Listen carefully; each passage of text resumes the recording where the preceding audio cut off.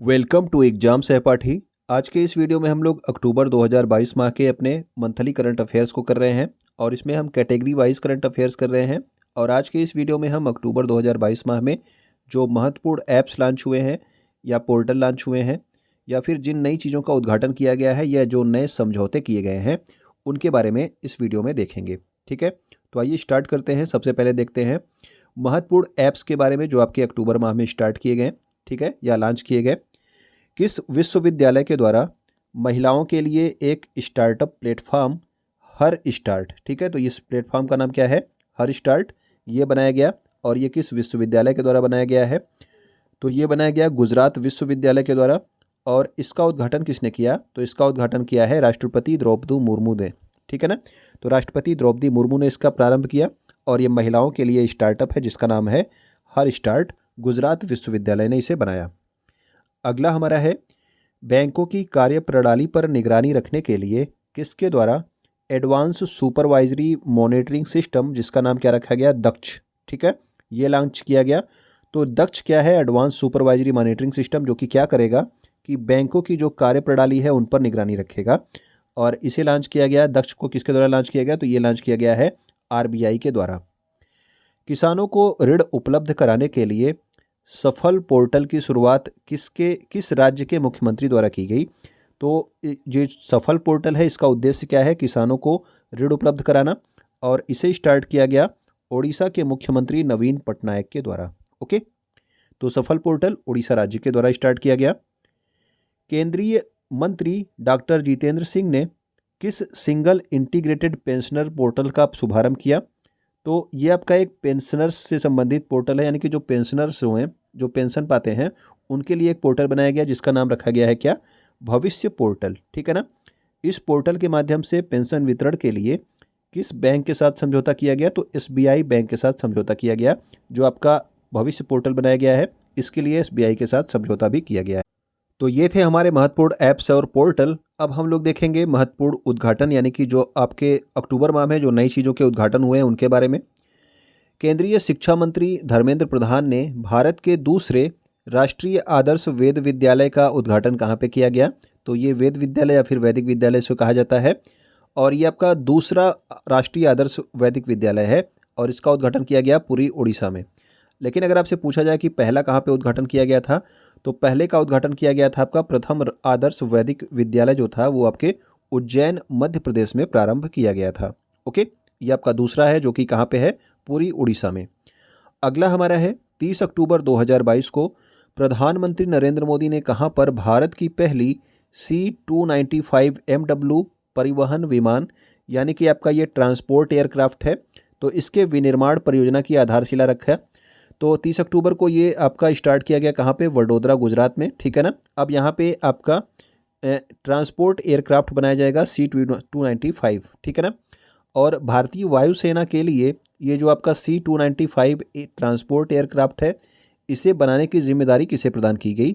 तो ये प्रदान की गई है टाटा एयरबस को, ठीक है ना। तो ये आपका C-295 ट्रांसपोर्ट एयरक्राफ्ट कौन बनाएगा? तो ये टाटा कंपनी के द्वारा बनाया जाएगा।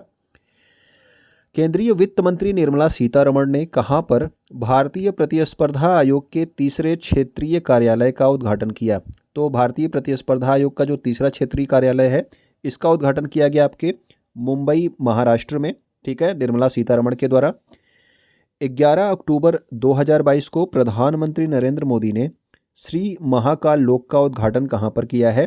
तो महाकाल लोक का जो है उद्घाटन किया गया आपके महाकालेश्वर मंदिर में, जो कि कहाँ पे स्थित है? तो ये उज्जैन मध्य प्रदेश में स्थित है। ओके, तो ये जो आपका पूरा कॉरिडोर विकसित हुआ था इसका नाम रखा गया है श्री महाकाल लोक। ओके,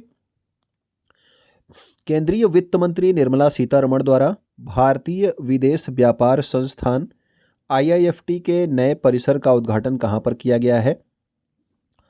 तो निर्मला सीतारमण ने भारतीय विदेश व्यापार संस्थान का जो नया परिसर है ये इसका उद्घाटन किया गया काकीनाडा, आंध्र प्रदेश में।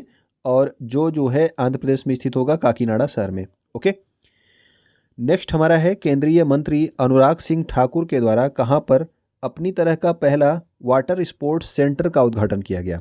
तो ये अपनी तरह का पहला वाटर स्पोर्ट्स सेंटर है जिसका उद्घाटन किया गया बिलासपुर, हिमाचल प्रदेश में, ठीक है। किसने इसको उद्घाटन किया? तो ये किया अनुराग सिंह ठाकुर ने।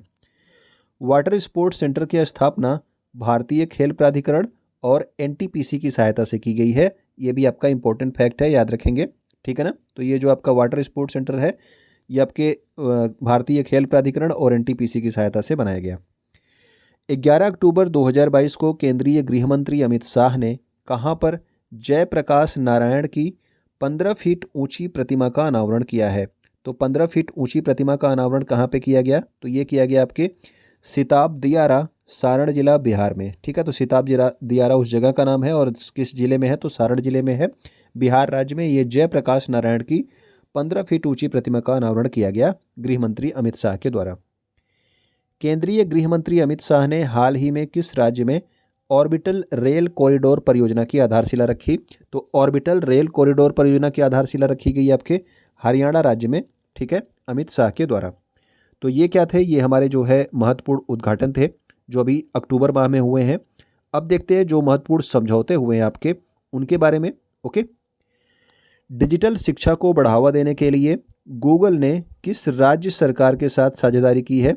तो लोगों की स्किल्स को बढ़ाने के लिए गूगल जो है असम राज्य के साथ समझौता किया इसने, ठीक है, ताकि डिजिटल शिक्षा को बढ़ावा दिया जा सके, ठीक। तो गूगल ने किस राज्य के साथ साझेदारी की? तो ये असम राज्य के साथ साझेदारी की है। रिलायंस जियो ने 5G नेटवर्क उपलब्ध कराने के लिए किन कंपनियों के साथ साझेदारी की है? तो रिलायंस जियो जो है 5G में वर्क कर रहा है इस समय, और इसके लिए इसने नोकिया और एरिक्सन कंपनी के साथ क्या की है? साझेदारी की है, ताकि 5G नेटवर्क जो है पूरे देश में जल्द से जल्द जो है उपलब्ध कराया जा सके। भारतीय सेना ने अग्निवीरों को नामांकन कराने पर बैंकिंग सुविधाएं प्रदान करने के लिए कितने बैंकों के साथ समझौता ज्ञापन पर हस्ताक्षर किए हैं? तो भारतीय सेना ने कुल 11 बैंकों के साथ समझौता ज्ञापन पर हस्ताक्षर किए हैं, यानी कि जो आपके अग्निवीर होंगे इनके अकाउंट्स कुल इन्हीं 11 बैंकों में खोले जाएंगे। ओके, स्वदेशी ड्रोन तकनीक को बढ़ावा देने के लिए भारतीय नौसेना ने किसके साथ एक समझौते पर हस्ताक्षर किए? तो स्वदेशी ड्रोन तकनीक को बढ़ाने के लिए भारतीय नौसेना ने ड्रोन फेडरेशन ऑफ इंडिया के साथ जो है समझौता किया है। केंद्रीय शिक्षा मंत्री धर्मेंद्र प्रधान ने फीफा और अखिल भारतीय फुटबॉल महासंघ के साथ किस पहल के लिए समझौते पर हस्ताक्षर किए?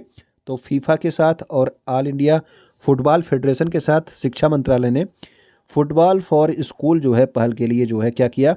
एक समझौते पर हस्ताक्षर किए हैं, ठीक है। तो ये हम लोगों ने क्या करंट अफेयर से संबंधित काफ़ी चीज़ें सीखी हैं। तो आपका ये सब सीखने के लिए बहुत बहुत धन्यवाद। और आप क्या कर सकते हैं, वीडियो पे आप कमेंट कर सकते हैं, ठीक है। लाइक आप कर दीजिएगा वीडियो। अगर आप यहाँ पे नए हो तो सब्सक्राइब भी कर लेंगे और अपने दोस्तों तक इसे शेयर कर देंगे जो भी आपके किसी भी एग्ज़ाम की तैयारी कर रहे हों। तो वीडियो देखने के लिए आपका बहुत बहुत धन्यवाद।